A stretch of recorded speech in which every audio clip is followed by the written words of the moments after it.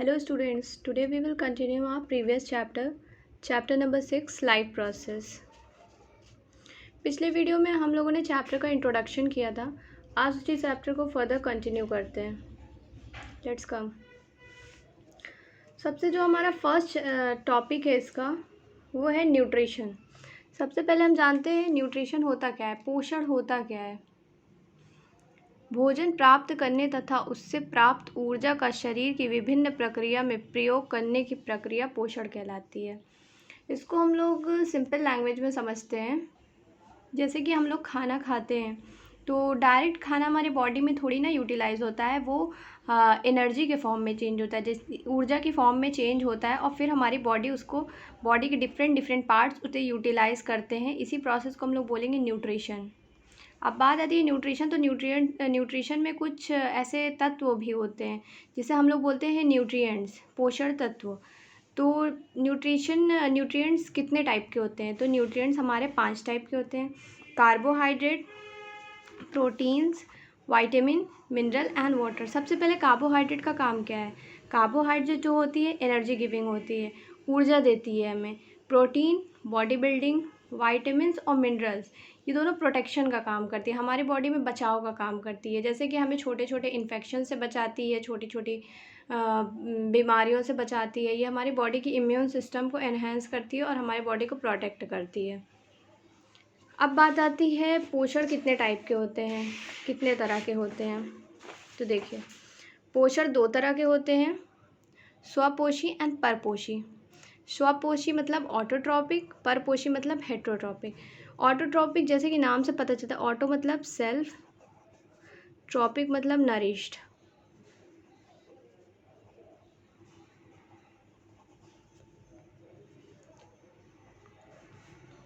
अब देखिए, self nourish मतलब ये अपना खाना खुद प्रिपेयर करते हैं, अपना खाना खुद से बनाते हैं। तो इसमें एग्जाम्पल हमारा क्या हो जाएगा? ग्रीन प्लांट्स, हरे भरे पेड़ पौधे जो होते हैं वो ऑटोट्रॉपिक के अंदर इंक्लूड होते हैं। अब बात आती है हेटरोट्रॉपिक की।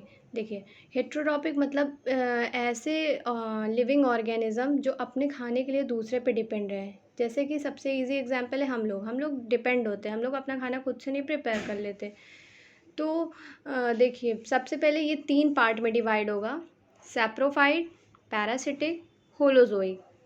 देखिए, सैप्रोफाइट मतलब मृतजीवी, ऐसे लिविंग ऑर्गेनिज्म जो सड़े गले खाने पे अपनी लाइफ को सस्टेन कर ले, जी ले।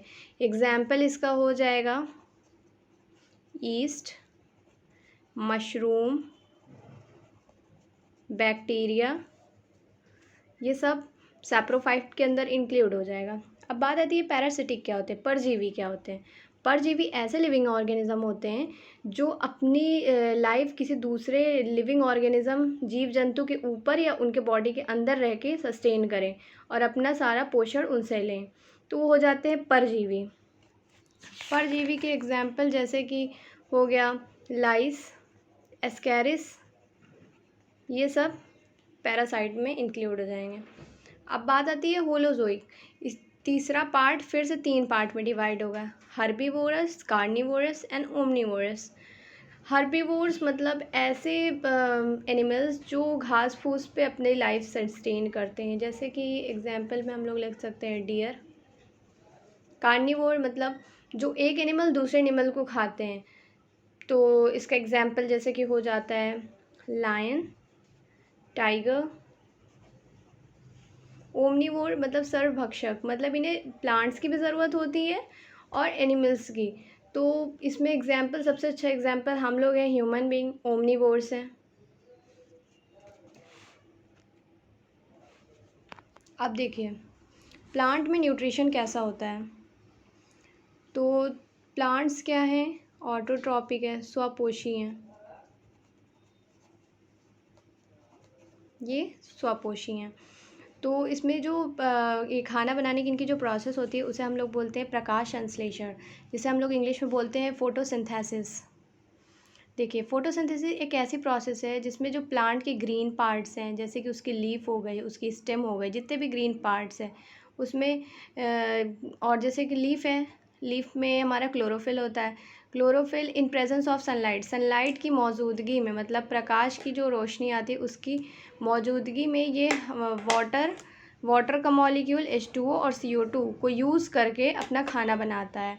तो इसी प्रोसेस को हम लोग बोलेंगे प्रकाश संश्लेषण। मतलब इसमें सबसे इम्पॉर्टेंट क्या है, chlorophyll, water, carbon dioxide and sunlight, ये चारों की हेल्प से हमारा ये प्रोसेस कंप्लीट होता है, प्रकाश संश्लेषण। ये जो है इसका रासायनिक समीकरण है 6CO2 + 12H2O C6H12O6 + 6O2 + 6H2O। ये हमारी फोटोसिंथेसिस की रिएक्शन है। अब फोटोसिंथेसिस होती है तो सबसे इम्पॉर्टेंट क्या है, सबसे इम्पॉर्टेंट है रॉ मटेरियल होना चाहिए। रॉ मटेरियल में जैसे कार्बन डाइऑक्साइड और वाटर का मॉलिक्यूल हो गया, ये हमारा रॉ मटेरियल, बिना इसके फोटोसिंथेसिस होगी ही नहीं। दूसरा है हमारा क्लोरोफिल, बिना क्लोरोफिल के भी नहीं। और क्लोरोफिल सबसे पहले होता कहाँ पे है, तो क्लोरोप्लास्ट में होता है। आइए समझते हैं कि क्लोरोप्लास्ट के बारे में थोड़ा सा ब्रीफ इंट्रोडक्शन करते हैं। ये देखिए, ये हमारा क्लोरोप्लास्ट का स्ट्रक्चर।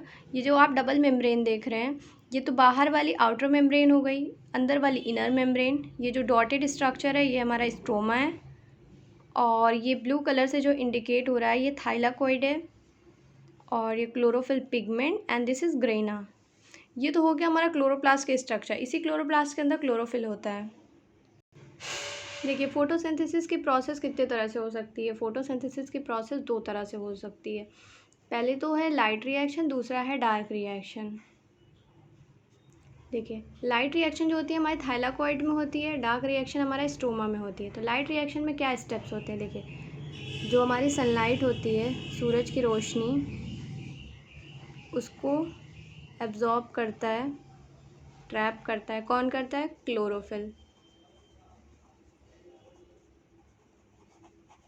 दूसरा क्या होता है, जो वाटर का मॉलिक्यूल होता है H2O, इसमें फोटोलिसिस होती है। फोटोलिसिस में जो वाटर का मॉलिक्यूल होता है वो दो पार्ट्स में डिवाइड होते हैं, हाइड्रोजन एंड ऑक्सीजन। और इसमें क्या होता है डार्क रिएक्शन में, ये जो CO2 है हमारा, ये रिड्यूस होके ग्लूकोज के फॉर्म में आ जाता है।